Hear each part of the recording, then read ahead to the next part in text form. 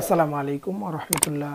সম্মানিত দিনী ভাই বন্ধুগণ, আশা করব আল্লাহ তাআলা সমস্ত ধর্মকে ধর্মীয় স্বাধীনতা দিয়েছেন। হয়তো আপনি যদি যে কোনো ধর্ম পালন করতে পারেন, আল্লাহ তাআলা আপনাকে দুনিয়াতে কিছু বলবেন না, কিন্তু আল্লাহ তাআলা আপনাকে পরকালে অবশ্যই ধরবেন এবং জিজ্ঞেস করবেন, মান রব্বুকা, মান নাবিয়ুকা, মান দিনুকা। তোমার রবকে, তোমার নবীকে, তোমার কী দিন ছিল।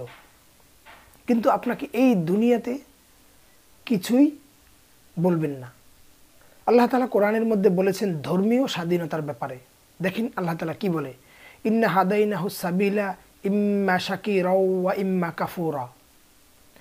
আমি সমস্ত পথ বাতলিয়ে দিয়েছি। শুকরগুজারি যারা করবে, যারা জান্নাতবাসী হবে, তাদেরকেও আমি পথ বাতলে দিয়েছি, বলে দিয়েছি। এবং যারা কুফরি করবে, ওয়া ইম্মা কাফুরা, যারা কুফরি করবে, আমি তাদের অবস্থানটাকেও বলে দিয়েছি। ধর্মীয় স্বাধীনতা তোমাদেরকে দেওয়া হয়েছে।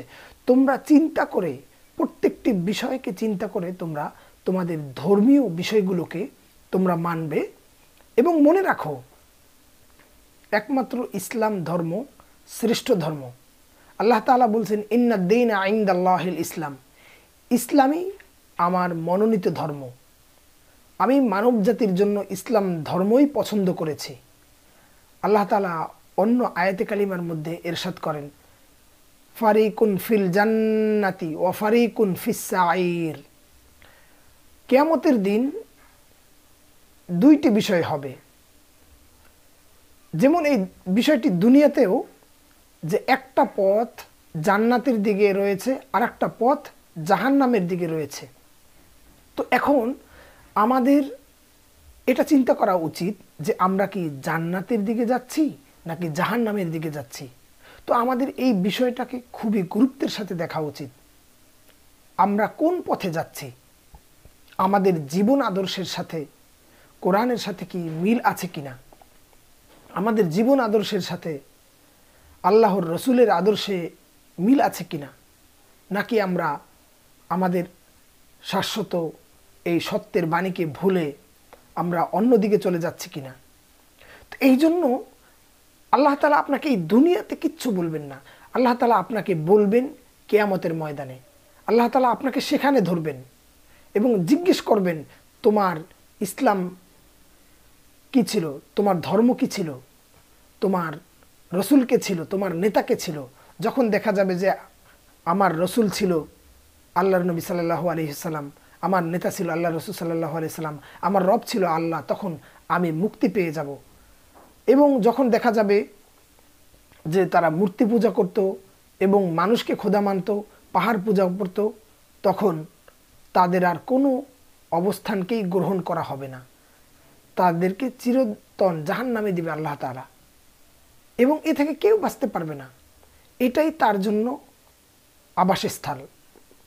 আল্লাহ তাআলার ক্ষমা পেতে হলে, আল্লাহ তাআলার রহমত পেতে হলে আপনাকে অবশ্যই ইসলামিক হতে হবে, মুসলমান হতে হবে। এছাড়া আপনি কখনোই অন্য কোনো ধর্মে তালাশ করলে আল্লাহ তাআলা আপনাকে সেটা স্বীকৃতি দেবেন না।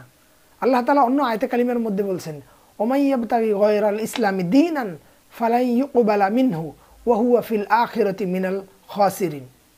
যারা ইসলাম ধর্ম ব্যতীত অন্য কোনো ধর্মকে তালাশ করে, ইসলাম ধর্ম ব্যতীত বৌদ্ধ ধর্মকে তালাশ করে, ইসলাম ধর্ম ব্যতীত খ্রিস্টান ধর্মকে তালাশ করে, ইহুদি ধর্মকে তালাশ করে এবং হিন্দি ধর্মকে তালাশ করে, তো এই সমস্ত ধর্মকে আল্লাহ তাআলা স্বীকৃতি দেবেন না।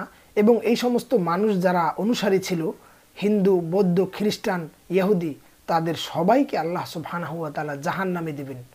ইসলাম ধর্ম ব্যতীত কোনো ধর্মই গ্রহণ করা হবে না। কোনো ধর্ম পারমিশন দেওয়া হবে না যে সে অন্য কোনো ধর্ম পালন করে আল্লাহ তাআলার জান্নাতে যাবে, সেই কখনোই সুযোগ দেওয়া হবে না। তো এই জন্য আমরা কোরআন এবং সুন্নাহকে মানব, আল্লাহ এবং আল্লাহর রাসূলকে অনুসরণ করব। আল্লাহ তাআলা অন্য আয়াতে কালিমার মধ্যে ইরশাদ করেছেন, আলিয়াউমা আকমালতু লাকুম দীনাকুম ওয়া আতমামতু আলাইকুম নি'মাতি ওয়া রাদিতু লাকুমুল ইসলামা দীনা। আমি ইসলামকে পরিপূর্ণতা দান করেছি নেয়ামত দ্বারা এবং ইসলামকে আমি শ্রেষ্ঠত্ব দান করেছি এবং পরিপূর্ণ জীবন বিধান হিসেবে আমি মানব জাতির জন্য পছন্দ করেছি।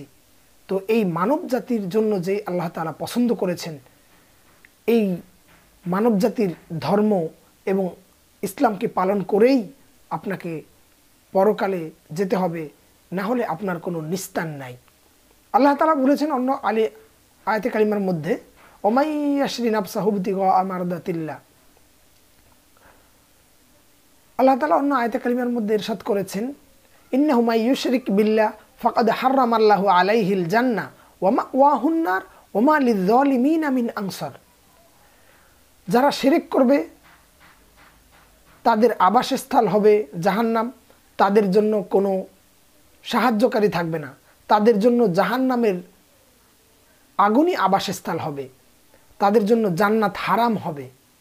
আল্লাহ তাআলা আমাদের সবাইকে মাফ করুন, এই কথাগুলোর উপরে আমল করার তৌফিক দান করুন। ওমা তৌফিক ইল্লা বিল্লাহ।